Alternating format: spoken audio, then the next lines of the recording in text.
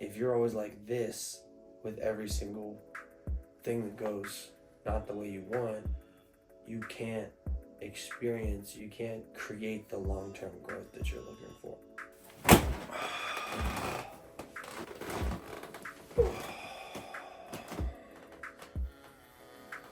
There we go. Now we can have fireside chats. We think about life. I think I just need to go sleep. I'm telling you what, once the sleep routine gets out of whack, everything else becomes a lot more difficult. You really do have to protect your sleep schedule, because as soon as the sleep schedule goes down, your consistency goes down. Your energetic consistency goes down.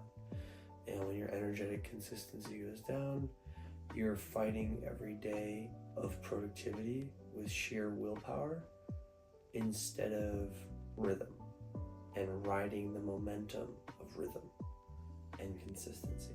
As soon as you break from that, and obviously you can't be perfect, but as soon as you do break out of that consistent routine, consistent schedule, consistent workflow, you essentially set your clock to a different time zone. And while I think this is okay from time to time to switch things up and challenge yourself, it's also detrimental to the consistent, quiet, everyday pace of progress. Progress is slow. Progress is not this grandiose beast mode it one day and all of a sudden you make it. It's a very controlled game. And if you want control, you must place constraints on yourself, on your time, on your phone, on your consumption habits, right? On all of these different things, in your nutrition, in your movement, in your sleep patterns. And you have to do this because it's how you lock in to what's really important.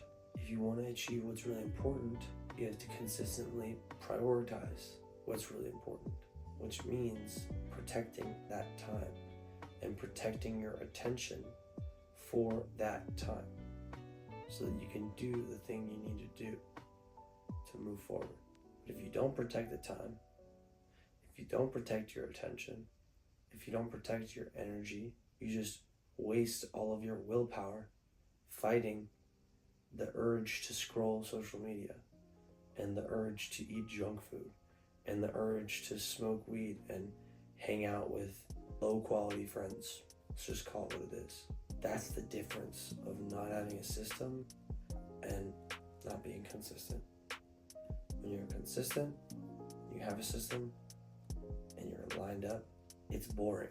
It's not this all the time. You might have a bad day, you might have a good day, but you're just consistent every day. You're just everyday improvement, everyday growth. Every day you're working on the next thing. Every day you're taking action. And sometimes it's not gonna look so pretty, but if you're always like this with every single thing that goes not the way you want, you can't experience, you can't create the long-term growth that you're looking for, because you're surprised or you're dismayed every time a good or bad thing happens. And that's equanimity, right? Just learning to not be so heavily swayed by the big positive with the big negative and the whole spectrum in between that, because there's a lot of things in between that aren't necessarily what you want, but you have to learn how to control the sense of pleasure and pain in that process, because that process is a given. How much pleasure, pain, fulfillment, drive, consistency, and action that you generate from that process is in your control. And that's weird, but that's the neuroscience. And that's what I've been enjoying digging into recently, because essentially you can control whether this action, this day's work, increases and stabilizes dopamine in terms of like your baseline and the enjoyment you get from doing the hard thing, and you can also completely ruin that, and that's in your control. And a lot of it is embracing the boredom. A lot of it is embracing the simplicity and rewarding the reps internally, randomly. So I don't want to get into all of the details right now because I need to do more research and study on the exact systems and come to a place where I can really confidently say what I want to say without being misleading. But the overarching philosophy is what's most important for you to grasp. Because, dude, right now I'm sick and I feel like crap. And I've felt this way for the past 5 days. And it's very easy in that place to want to just slow down and take your foot off the gas. And in some senses, you should do the recovery. But, man, when I'm at that low point and I have to adjust my training routine and I have to adjust my nutrition and I have to pivot a little bit, and it sucks. And it's really easy to get thrown off of that progress and to get demotivated or amotivated. In other words, just feeling kind of a sense of purposelessness about your life because you're not doing the things or moving at the pace that you wanted to be moving at. And what I've found is I'm so sleepy. What I learned is very basic now that I think about it. But whatever challenge and friction you're facing right now, whatever problem you're facing right now, is just an opportunity to find new solutions. Problem, I'm sick. Solution is not, I'm gonna train harder, I'm gonna run every day, and I'm gonna just beast mode. Sometimes that works for me and I don't have a problem and sickness comes and goes and doesn't bother me. Other times it comes and it hits really hard and my body is just destroyed. Excuse me.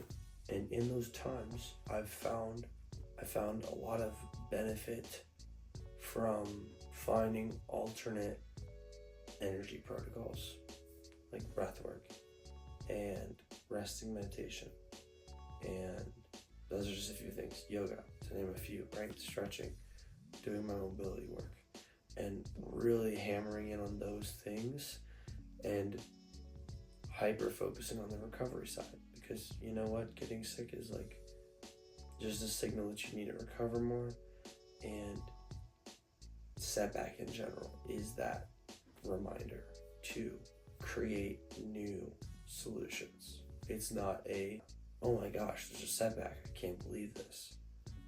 Setbacks are expected. They're going to happen. It's just inevitable. You're going to lose sleep. You're going to not eat enough. You're going to miss the workout. You're going to miss the deadline.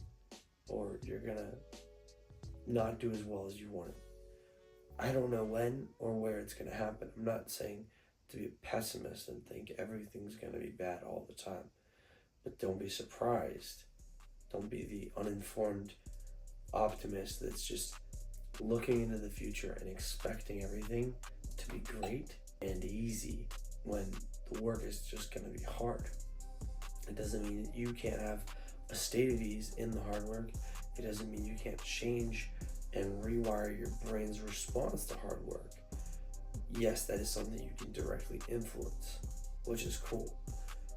But the actual reality of the work and the inevitable frustrations and failures and disappointments and setbacks is something to expect. And if you choose to be ignorant and not expect it, you're going to have this high expectation, and then you're going to be disappointed with the outcome of, oh my gosh, it's going to be great, I'm just going to make it, and they're just going to fall in love with me, and my bank account's just going to transform to 10K, just like that, without anticipating the challenge and visualizing the full process.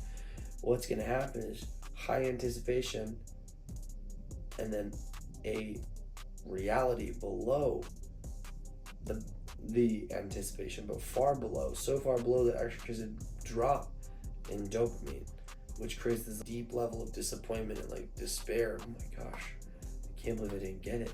I really thought I was going to get it, I didn't. And there's kind of this emptiness inside. that comes in multiple ways. It also comes in like the way of you achieve the thing, and because you didn't enjoy the process, when you get the high process, you actually feel empty. Because like you were grinding the whole time and you didn't enjoy any of this. So when you got that one high, and then you realize it was just for that one thing, and then you go back and you go even lower than before.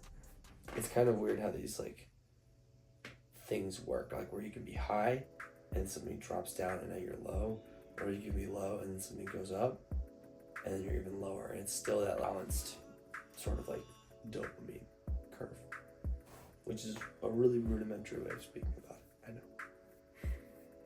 Oh my gosh, that is the biggest fucking bug I've ever seen in my life. Look at this motherfucker. Dude, get out of here. This is so ridiculous. This is nasty. Ew. Well, that concludes our program. We'll see ya. Good night.